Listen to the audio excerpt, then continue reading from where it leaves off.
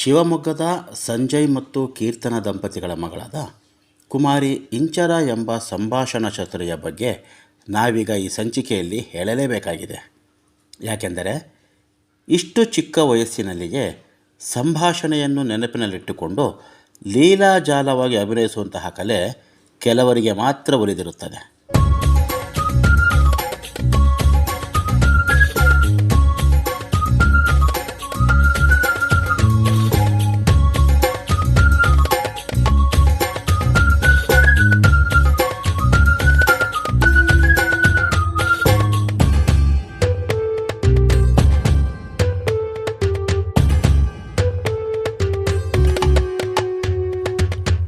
ಶಿವಮೊಗ್ಗದ ಗುರುಕುಲ ಸ್ಕೂಲ್ನಲ್ಲಿ 6ನೇ ತರಗತಿಯಲ್ಲಿ ಓದುತ್ತಿರುವ ಕುಮಾರಿ ಇಂಚರಳಿಗೆ ಕಲೆ ಎಂಬುದು ರಕ್ತಗತವಾಗಿ ಬಂದಿದೆ ಎಂದರೆ ತಪ್ಪಾಗಲಾರದು.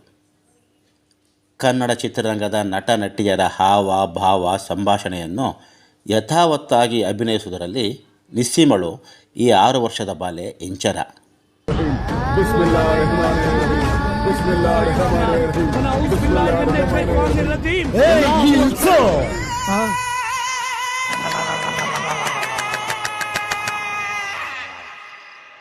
ಏನ್ ಬಾಯ್, ದರ್ಗಾಲ್ ಏನು ಕೆಲ್ಸ ಇಲ್ವಾ?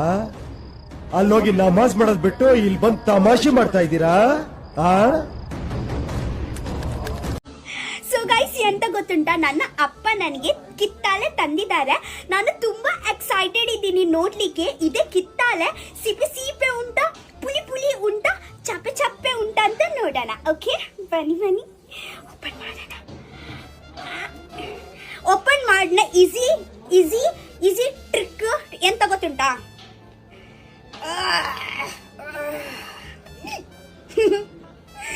ಆಗ ನಂತರ ಇದೆ ಉಂಟಲ್ವಾ, ಇದೆ ಯಾರು ಮುಂಚೆ ಕುತ್ಕೊಂಡಿದ್ದಾರಲ್ವಾ ಅವರು ಕಣ್ಣಲ್ಲಿ ಹೀಗ ಮಾಡಿ ತುಗಿಯೋ ಹಿಲಿ,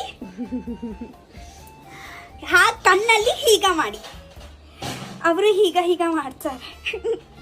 ಇದೆ ಕಣ್ಣಲ್ಲಿ ಹಾಕಿದ್ರೆ ನನ್ನ ಕಣ್ಣು ಕ್ಲೀನ್ ಆಗುತ್ತೆ, ಗೊತ್ತುಂಟ ಇದೆ ನಿಮ್ಗೆ? ನೋಡೋಣ, ಈ ಜಗ್ಗಿ ದುಡ್ಗೋಸ್ಕರ ಇತರ ಚಿಲ್ಲರೆ ಕೆಲ್ಸಗಳೆಲ್ಲ ಮಾಡಲ್ಲಣ್ಣ. ಅದು ಒಂದ್ ಹೆಂಗ್ಸ್ನ ನಮ್ಮ ಮಂದೇವರನಾಗ್ಲೂ ಮುಟ್ಟಕ್ಕಿಲ್ಲ. ಅದೇ ಒಂದ್ ಗಂಡ್ಸಾದ್ರೆ ಹೇಳಿ ಚಿಟ್ಕೆ ಹೊಡೆಯಷ್ಟರಲ್ಲಿ ಎತ್ತಾಕೊಂಡ್ಬರ್ತೀನಿ. ಬರೀ ಸಂಭಾಷಣೆಯಷ್ಟೇ ಅಲ್ಲದೆ ನೃತ್ಯ ಮತ್ತು ರೀಲ್ಸ್ ಮಾಡುವುದರಲ್ಲಿ ಶಿವಮೊಗ್ಗದ ಬೀದಿಗಳಲ್ಲೂ ಪ್ರಖ್ಯಾತಳಾಗಿದ್ದಾಳೆ. ಈಗಾಗಲೇ 30ಕ್ಕೂ ಹೆಚ್ಚು ವೇದಿಕೆಗಳಲ್ಲಿ ಕಾರ್ಯಕ್ರಮವನ್ನು ನೀಡಿರುವ ಈ ಬಾಲೆ ಶಿವಮೊಗ್ಗದ ತುಂಬ ಮನೆ ಮಾತಾಗಿದ್ದಾಳೆ.